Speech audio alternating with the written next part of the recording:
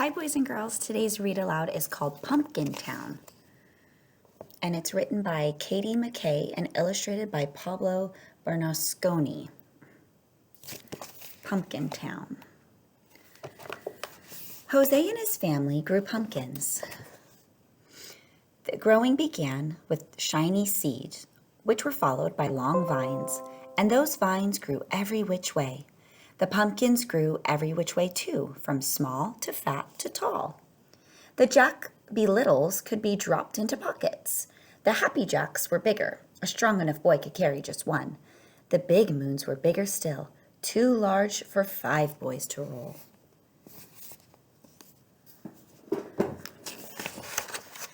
Come fall, Jose and his family would gather the pumpkins and collect the vines.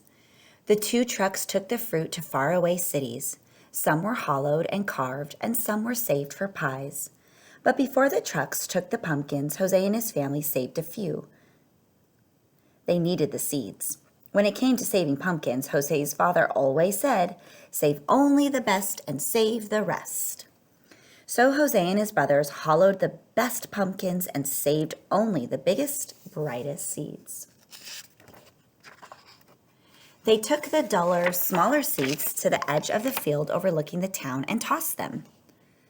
But one gusty, dusty October day, when Jose and his brothers took the lesser seeds to the edge of the field and flung them, the wind caught those seeds and carried them and didn't let them loose until they felt like rain down in the distant town.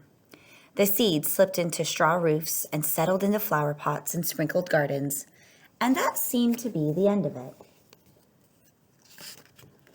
But the next spring, rain awoke those small seeds, and the plants began. More rain fell, and vines grew every which way. They wrapped around chimneys and wound through corn.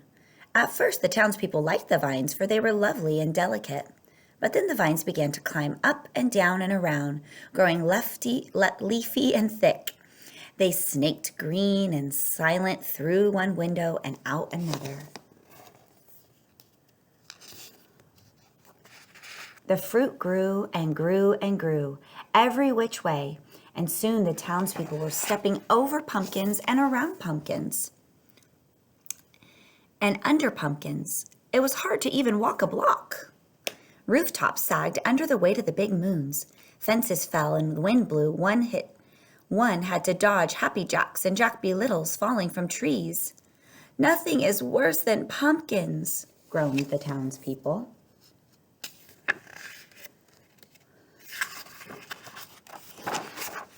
Meanwhile, up on their mountainside, Jose and his family cut and stacked their pumpkins, saving only the best. And when they were done, they stepped back and said, "Nothing is better than pumpkins."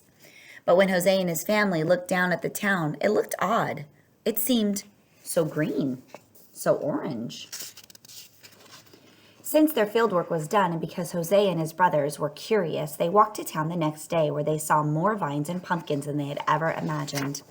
They remembered the gusty, dusty day that had scattered the seeds. "It's our fault," whispered Jose. "We must do something," whispered the brothers. "We rest for now," whispered Jose. But that night, Jose and his brothers cut and stacked the pumpkins and vines. They worked as quietly as they could, but some townspeople still sneaked peeks. They marveled at how well the brothers worked.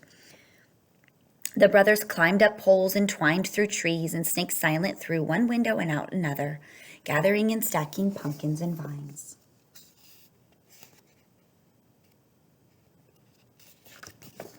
When the townspeople awoke, they discovered a mountain of pumpkins and a hill of vines and a mound of tired brothers.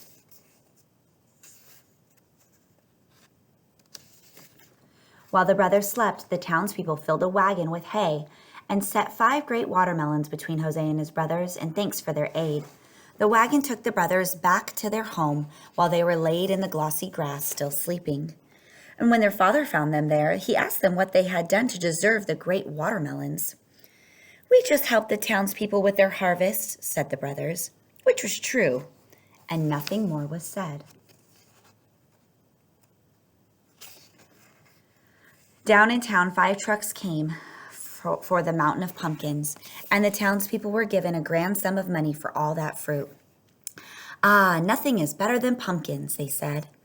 Much of the money went toward a feast held around a bonfire made by burning the hill of vines. It was decided that then the rest of the pumpkin money would be spent to carve a statue of the 5 mysterious brothers who had made a mountain of pumpkins.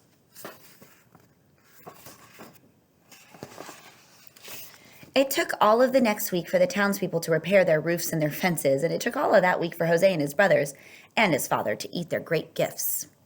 The melons were so sweet that Jose and his family said, "Nothing is better than watermelons." "Be careful with the seeds," Jose's father said. "Our field grows pumpkins, not watermelons." So Jose's family filled a great bowl with seeds, and those seeds were forgotten until a day later, when the wind roused Jose's father at night. He feared that some of those watermelon seeds might be blown into their field.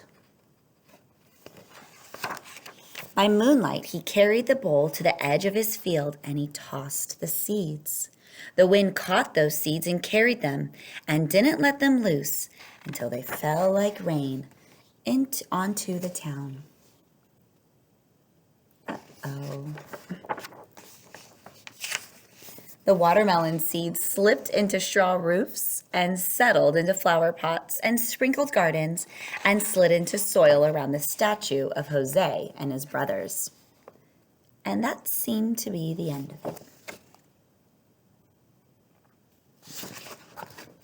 Thank you for joining me for our story today. Remember, you can rewatch this, and after you've watched it twice, you can take an AR quiz.